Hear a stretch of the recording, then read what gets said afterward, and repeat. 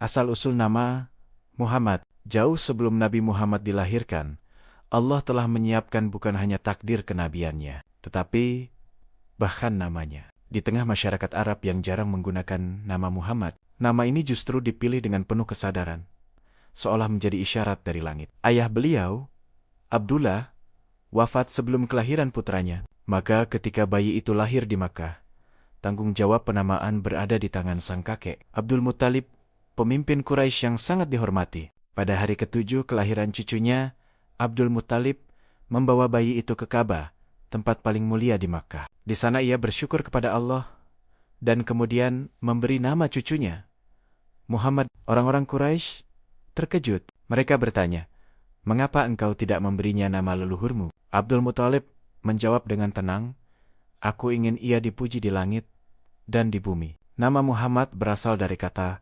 AMD, yang berarti pujian, yang banyak dipuji. Menariknya, nama Muhammad hampir tidak dikenal di Jazirah Arab saat itu. Namun beberapa orang Arab yang pernah berinteraksi dengan ahli kitab Yahudi dan Nasrani telah mendengar kabar tentang akan datangnya seorang nabi akhir zaman dengan nama yang mengandung makna pujian. Sebagian dari mereka bahkan menamai anaknya Muhammad, berharap dialah nabi yang dijanjikan. Ini menunjukkan bahwa nama Muhammad telah disebut-sebut dalam nubuat sebelum kelahirannya, meski tak banyak yang memahami maknanya secara utuh. Ibunda Belia, Aminah binti Wahb, juga memiliki isyarat khusus. Dalam riwayat sirah disebutkan bahwa saat mengandung, Aminah merasakan ketenangan yang berbeda. Ia tidak merasakan kesulitan berat, sebagaimana kehamilan lainnya. Bahkan dalam mimpi, ia mendengar pesan agar bayi itu dinamai Muhammad. Semua ini menegaskan bahwa nama tersebut bukan pilihan sembarangan,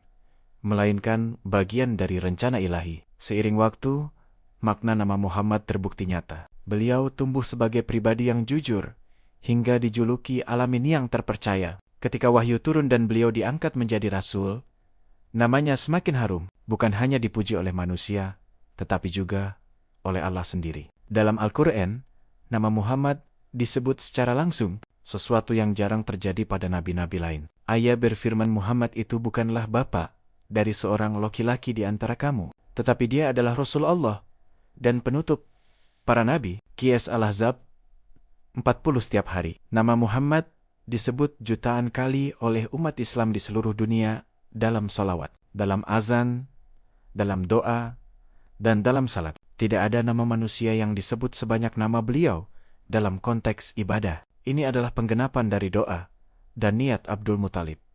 Dipuji di langit dan di bumi. Para malaikat bersyalawat kepadanya, dan Allah sendiri memerintahkan orang-orang beriman untuk bersyalawat kepadanya. Bahkan musuh-musuh beliau yang membenci ajarannya tidak mampu menyangkal kemuliaan akhlaknya. Nama Muhammad menjadi simbol kejujuran, kasih sayang, dan keteguhan. Dari seorang yatim di Makkah hingga menjadi manusia paling berpengaruh dalam sejarah, nama itu terus hidup dan semakin dimuliakan. Kisah ini mengajarkan bahwa dalam Islam, nama bukan sekadar panggilan, tetapi doa, harapan, dan identitas.